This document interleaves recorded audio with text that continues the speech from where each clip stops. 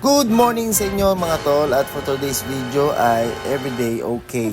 Paggising ko ng alas 5 ng umaga, syempre mag-uunat-unat muna tayo dyan at babangon na para magasikaso ng babaunin ni Kuya at aalmusalin niya ngayong umaga. Nuha ko na agad yung lagayan ng baunan at biskwit ni Dylan. Hindi na nga ako nagpatumpik-tumpik pa at binuksan ko na nga ito mga tol. Dahil kapag nagpatagal-tagal pa ako, baka maliit pa si Dylan. Punong-puno pero maliit lang yung lalagyanan na yan. Kaya kinuha ko na itong gatas.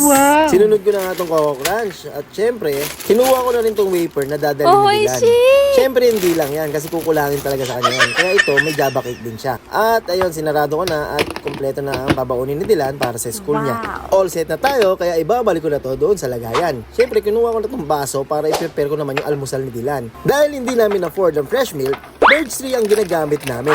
Baka naman, Birds 3, sponsor naman dyan. At yan, nilagyan ko na ng tubig.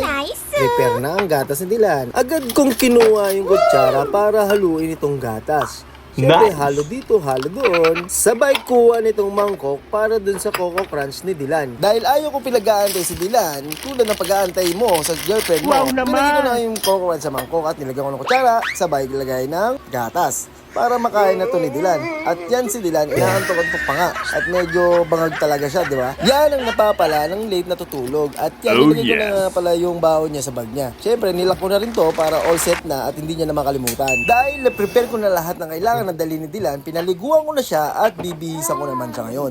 Tingnan mo naman itsura ni Kuya, antok na antok pa at nakasimangot. Parang mama mo na nagbayad ng utang. At yan, nag-brief na nga si Dylan, sumunod ang short, tapos tulala si Kuya. At yan, nagsando na nga siya. Tinakin ko to para maayos tingnan.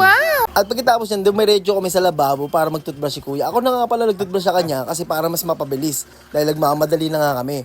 At yan, pinaupo ko na agad siya. Pagtapos nun, isinuot ko na nga pala sa kanya yung uniform niya. At dahan-dahan ko tong binutones. Simula baba, pataas, para naman formal. Take note, kadalasan siya talaga gumagawa niyan. Pero syempre, dahil nagmamadali kami, kailangan ko ng mabilisan. At sinuot ko na yung ID niya para hindi niya rin makalimutan. Kailangan yan pag sa school. No ID, no entry, di ba? At yan, umupo na nga ako para suotan siya ng medyas. Kaliwaan yan, di ba? Pagkatapos niyan, sinutan ko na rin siya ng sapatos. Dahil syempre, hindi naman siya makakapasok kapag wala siyang sapatos. Importante yan syempre, di ba? Bigla ko nga pala napansin dyan si Kuya, tulala. Parang yung asawa mo, di ba? Tulala yan kapag namimiss niya yung asawa niya, di ba? At yan, sinuklayan ko na nga dito si Kuya para maging gwapo naman talaga siya. Alam ko namang gwapo talaga ako dito. Syempre, kanino pa ba magmamana yan? Eh di si Papa niya napakagwapo din. Kaya nga nailob sa akin yung asawa ko eh, di ba? Kung tingtingin lang sa kanya, laglag ang panga niya, at nahulog ang puso niya sa akin. 2 beses na yan! At yan, nandito na nga tayo sa labas dahil dumating na yung service ni Kuya Dylan.